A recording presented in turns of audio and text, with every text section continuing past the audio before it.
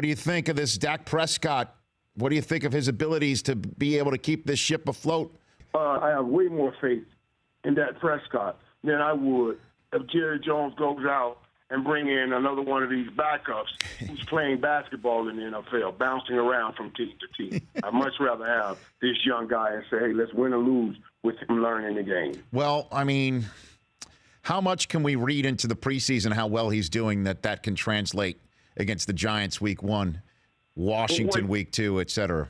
You read a lot into it. You read a lot into it because that's the first step of what he has to do to show the guys that he's playing with, not just himself.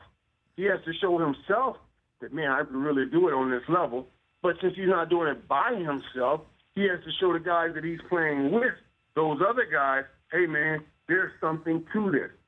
I always say hope will dictate effort.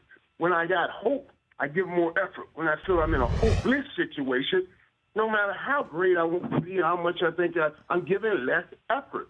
This kid has given the guys around him hope by the way he is playing. And it's smart for Jerry and those guys to say, hey, you earned this right to step up and get this opportunity, as opposed to bringing someone else in and just stepping them over the top of Dak Prescott. You know, I feel they're taking the right approach in that sense. Michael Irvin joining me here on the Rich Eisen Show. What do you do to the playbook for the kid? Do you shrink it or just say, here it is, let's see how much you can do right off the bat?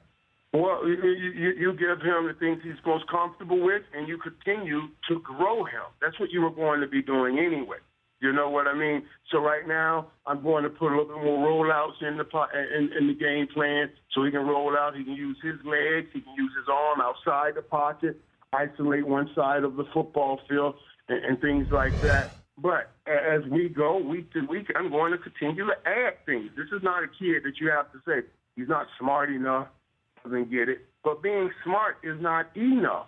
You have to have, of course, the intelligence to perceive things, but you also have to have what I call a seeing speed, a seeing intelligence to know when to let that ball go, when to throw the ball, when to make the right plays, all of that stuff. That's going to be fine. I said to Jerry, I look at that. If he was forced into action, he could have been, and he could be in right now. Hopefully he'll turn out to be somewhat like a Russell Wilson that had to play early. And if you leave him sitting, he can end up being an Aaron Rodgers. I just didn't think it would be happening this quickly. The Rich Eisen Show, weekdays at noon Eastern on Audience.